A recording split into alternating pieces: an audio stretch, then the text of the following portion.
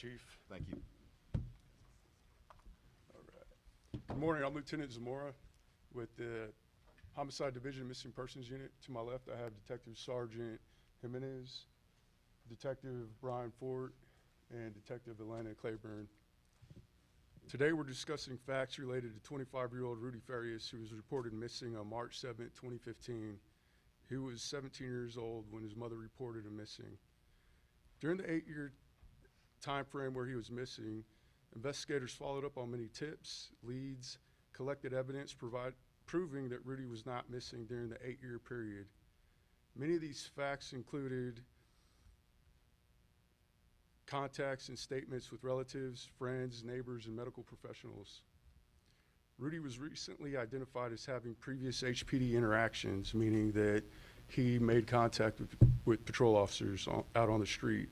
However, during these contacts, fictitious names and date of births were given, misleading the officers, and Rudy would remain missing.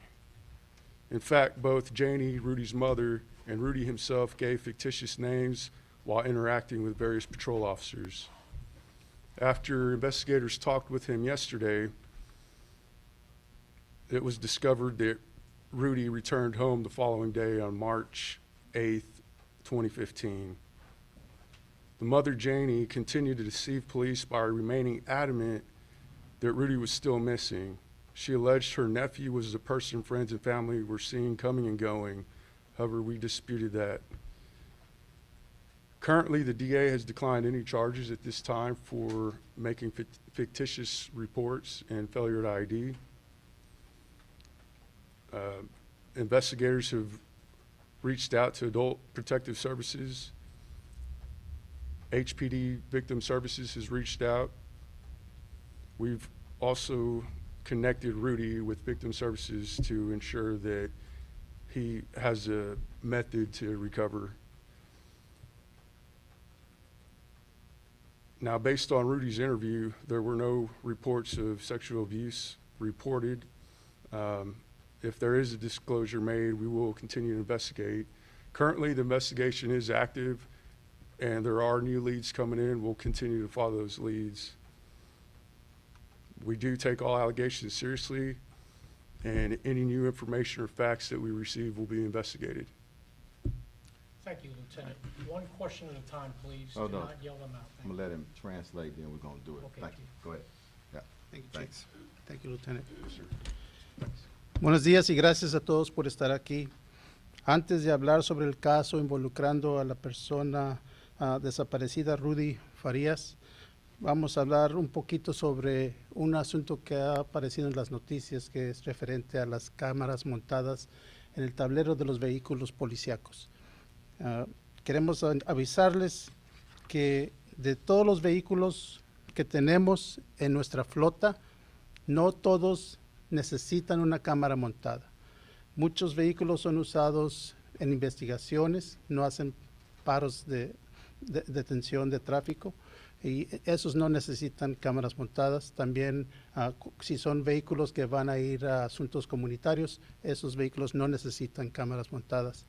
Lo que sí podemos decirles es que de los que sí necesitan cámaras montadas, el 50% de nuestros vehículos tienen esas cámaras y estamos trabajando con el alcalde, que nos ha dado $2 millones para ponerle las cámaras al resto de nuestros vehículos.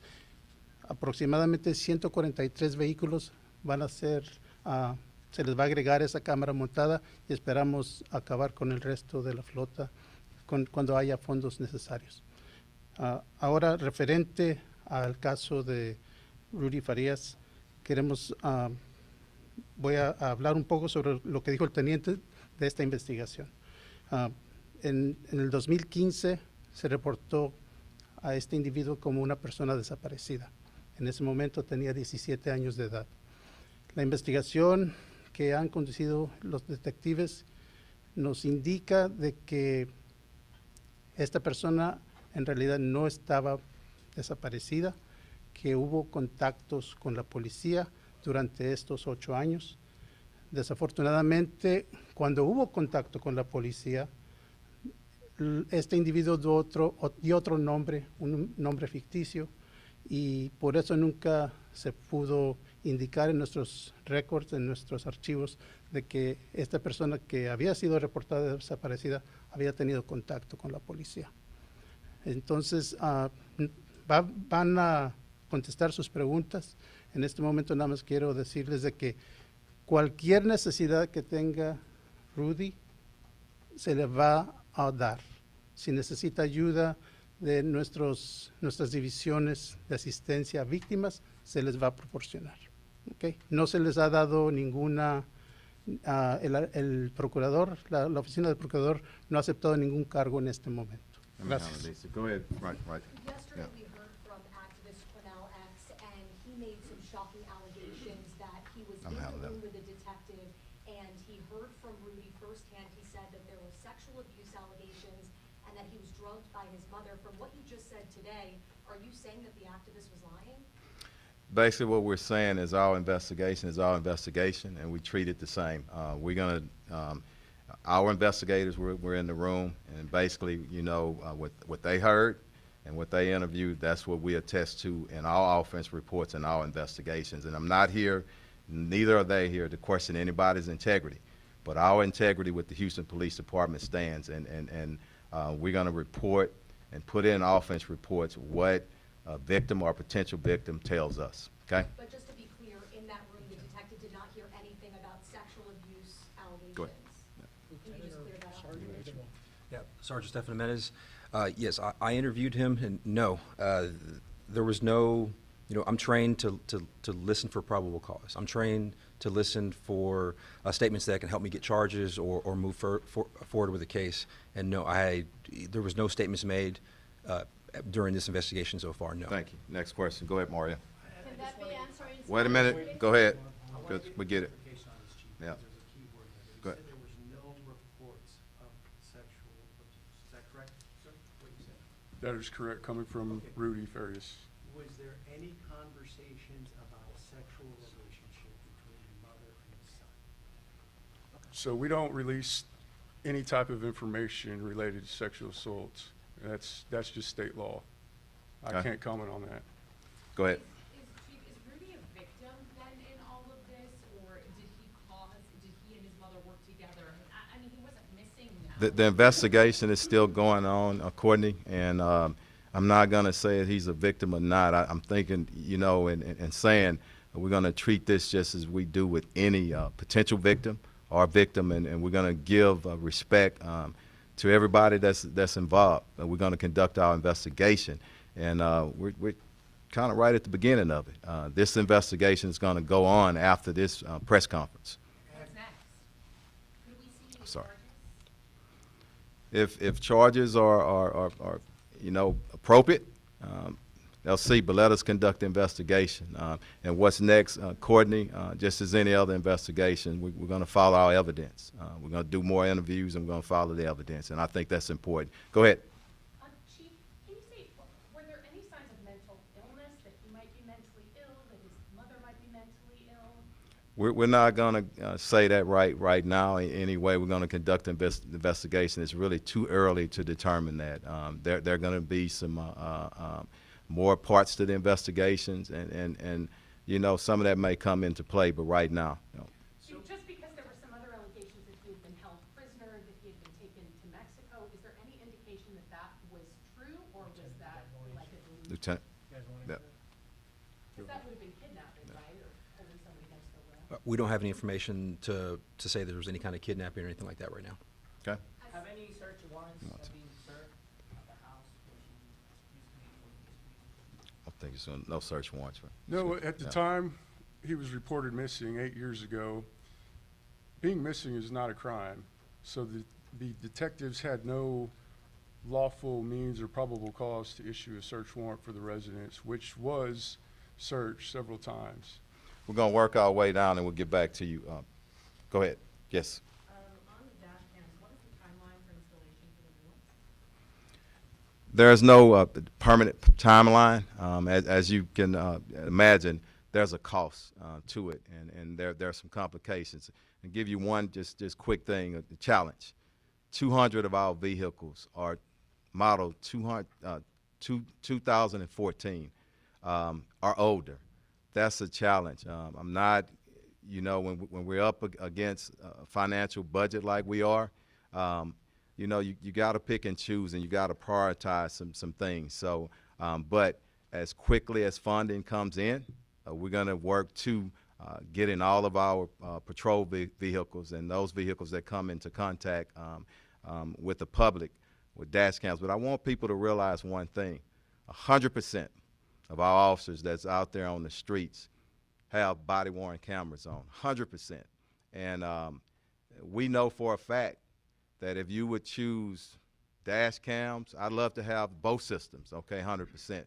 But once you get out that car where most things happen in interaction, hand-to-hand, I want that body-worn camera. But as we get funding in, and as I said, the mayor is stepping up, and like he always does, but he can only do so much. This funding issue didn't start, and I'm going to say this, I stay away from politics, okay?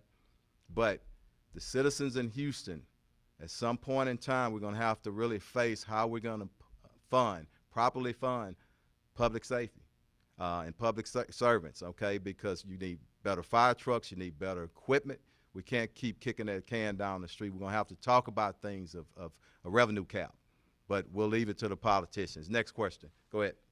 So I heard you mention that there was no need for a search warrant when he was reported missing years ago, but in between yesterday and the day that he was discovered, was anything searched? Was anybody questioned?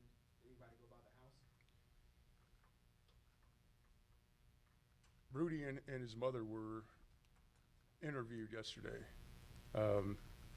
As far as anyone going to the house, it's still active investigation. We can't release details pertaining to that. Also, quick clarity, was he 17 at the time that he was missing? Yes, sir, that's Yes. correct. So he's 25. He's 25 now. Yeah. Go ahead, Mario. I'll get you all. Hold up. Go ahead. Was there a missing persons report filed by his mother at the very beginning? That was in March 7th of 2015. So there was a missing persons report that was filed, Correct. and so this is what I'm asking on this end. Could the mother be detained for filing a missing persons report and never once informing HPD that he came home? Yes, she could be reported or detained. That offense is a Class C misdemeanor, which is similar to a traffic citation. Right. You're not going to jail. Rudy Go ahead. Farias was found on Thursday. Your investigator spoke to him nearly a week later. Do you think it was a mistake not to speak to him sooner? You said yourself the DA has not accepted charges. That's a week where evidence could be destroyed. What's your I'll let you response to that? So it's procedure for the investigation to go through a channel, and when it reaches us, we review it. There was no urgency to investigate a recovered or found person.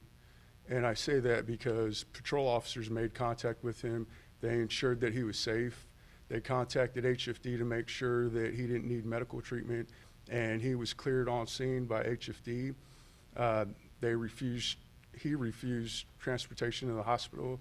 His mother took him to the hospital later on that evening. What the lieutenant said, I think, is important. You can't force a potential victim of a missing person, okay, with nothing else to come in and give a statement. So it takes time to try to work with people to get that statement. And Jim, Okay. I know you believe in transparency, and I just, for the public, we're gonna put this on the news, and it's gonna cause more questions, because yesterday we hear from the activist who makes these shocking allegations, and as a reporter who was there, I did see him myself go in and out of the room, so it was clear that he had some sort of communication. Transparency doesn't come in front and maintaining the integrity of the investigation, and that's where my transparency stops. But and this is the last question I'm gonna ask about the activists or anybody else. You know, we're gonna follow our investigation, and we treat it the same. Everybody has a role in society, and we respect everybody, including our activists. But the integrity of the investigation is number one, and we're gonna maintain that. Okay. Him going inside that Yeah. room, did that jeopardize the investigation by allowing? I don't think so. Go ahead.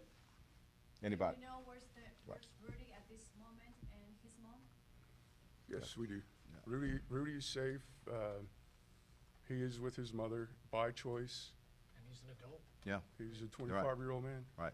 Hey, we're gonna get a few more. Mario right here, and then we're gonna work our way down. Probably 4 more, and we're gonna wrap. You used the word a minute ago in describing Rudy as a victim. We know that he. I said potential victim, and I want to be respectful on that. Yep. He disappeared when he was a young man, a teenager. 17. 17 years old. There's been cases in the past where people have been brainwashed, where people have been told you cannot, and they're being held against their will.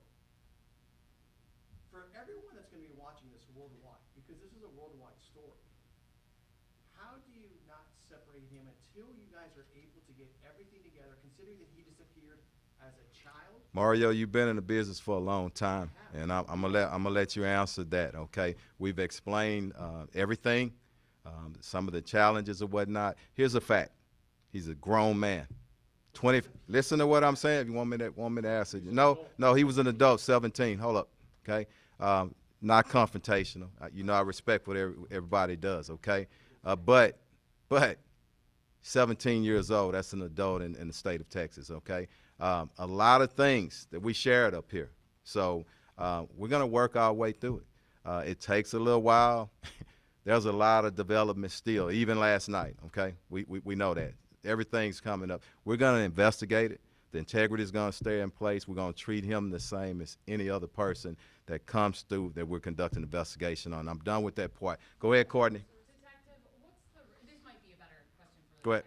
detective, I don't know. Okay? Anybody? What's the reason then, what can you tell us about why Rudy and his mother then allegedly lied for 8 years and said he was missing when he clearly wasn't? I can answer that, though. I mean, to Yeah, protect. what's the We can't predict motivation or whatnot. We could just try to, yeah, right. Yeah. That they said, why go on living this life? But during the interview and the particulars of it, it's active investigation, and we respect that, but can't. Yeah. Next question. Yeah. Yeah, I mean, an 8-year investigation like that, how many resources does it take out then? We wasn't just doing 8 years total investigation, okay? So it went dormant for a little bit, but the case was still open, okay? And I want to say this: until we find people, until we clear it, that's when it should be cleared. But if your question is, we expended some resources, absolutely, yes. So you said that with the dashboard cameras, the age of some of the vehicles presents a challenge to installation. Is that what you meant? No, you're prioritizing. Okay, we're in a budget that there are challenges. Okay, and what I presented, and we'll side note this, okay, because it takes a little while to explain it. When you have challenges, people look at a $1 billion budget, okay, and everybody just, oh my God, HPD has a lot of money. 92% of that goes to salary and benefits, so it's not a whole lot of money. We have to pay our people, and we have to be competitive. The mayor just gave $7.2 million so we can get more cadets in. So there are a lot of challenges. And what I'm saying is this didn't happen just in the mayor's administration. For years, you need so much amount, 14 million. I always talk about that to properly replace vehicles in our fleet. But some years when things are just, you got a lot of stuff going on, okay? When you don't get that, it kicks it back and it makes it worse. We have an aging fleet. 50% of our vehicles, or a little bit more, are beyond the replacement life. And that's patrol vehicles, 100,000 miles, 5 years. Unmarked vehicles, 120,000 miles, 7 years, okay? So we have a very aging fleet and a lot of other problems. So we are prioritizing, and we're going to get there where we need to. But I'll side state. Go ahead. Yes. Because I know you said it's an ongoing investigation, but can you say whether that they did give some sort of explanation as to why they did this? Or No. You can't say it all over? No, we're not going to say anything. Let me get you, and then I'm going to get you. You're going to be the last one. Go ahead. So, I know that, why were HPD officers at the home this morning? And also, I know family members are Right. concerned for Rudy's safety. Is there no We can. It's a call for service. Yeah. There was a burglary report last night at the house. Patrol responded, and we were alerted because it was a house of note, and it's been part of the investigation, and that is also now part of our investigation, what happened last night, and it's still You going. said in the beginning of Thank this you. press conference that Rudy has made contact with patrol units at some point. Can you explain what that was, and does he face Lieutenant. any charges for saying that he had false names? So it is a criminal offense to give false names when you're detained under arrest or you're making a valid police report. There was an instance where he did that, him and his mother. At this time, though, the district attorney has declined to accept charges on that until our entire investigation has been So you complete. tried to charge him as well? It was, the facts were presented to the district Good. attorney. Mario, we're gonna end it, okay? Go ahead. Can you say what that contact was quickly, though, with him? You said patrol units. Was it like he was stopped in his car? Can you just? I was gonna ask specifically, did HPD ever go to his home and with his mother, and were any fictitious names given at all? excuse me, investigators did go out to the home multiple times. They talked to various family members, relatives, friends, neighbors, and yes, they were given a fictitious name. So was there contact made with Rudy at his home? Let me close with this one thing, okay? Let me close with this, Mario. Look, we've been open as we can. It's not our first investigation, and everybody here understands what I'm saying about the integrity investigation. This is where we're going to end. We wanted to get up before a lot because this has come as not only a local, but a national, in some cases international, okay, because of everything that's going on. But it ends today, not our investigation, but as we get more information and when it's appropriate, we'll send out information, okay? So I want to thank everybody. I want to thank you for your patience, and thank y'all for what you do every day. Yeah. Yeah.